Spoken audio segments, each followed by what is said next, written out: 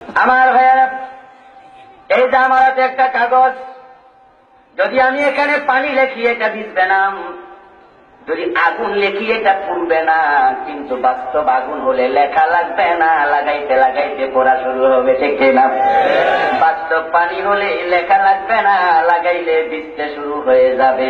বাস্তব ইমানের রাস্তায় যারা চলে, নবীদের মতো মাইল খেতে আর দেরি লাগে না। দেখেন নাই 5 মে শাপলা চত্বরে কেমনে খাইছেন? আমার ভাইয়েরা 13 দফা দাবি ছিলেন। ওই 13 দফা দাবির মাঝে রাষ্ট্র ইসলামের আলোকে চালা, ওই দাবিটা কিন্তু ছিল না।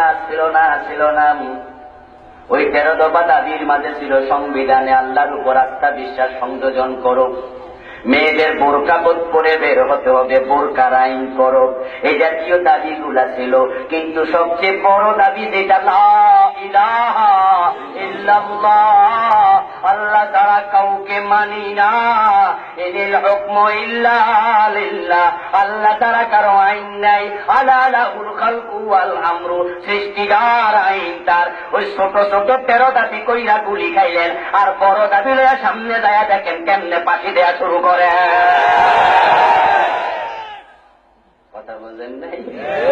ওই 13 দফা দিয়া এ বন্ধু ধাক্কা কারে কয়, ঠেলা কারে কয়, আলেমরা কিছু টের পাইছে।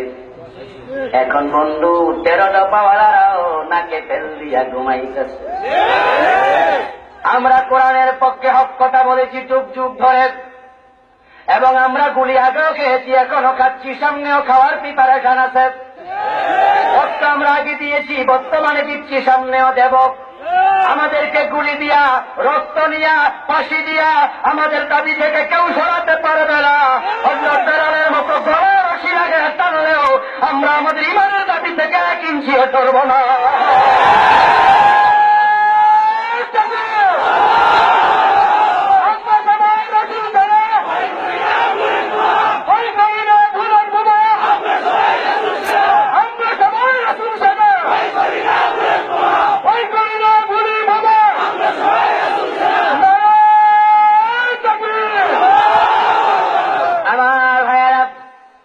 এই যে ভয় করেন না বুলেট বোমায়, কথা যেন হেঁচা হয়, মিটা যেন না হয়।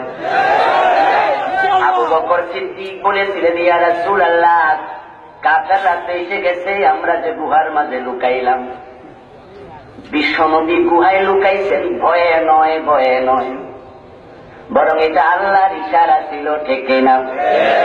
কারণ তিনি যদি ভয়ে লুকাতেন তাহলে লা তাহজান এই শব্দটা ওনার মুখে আর মানাইতো না।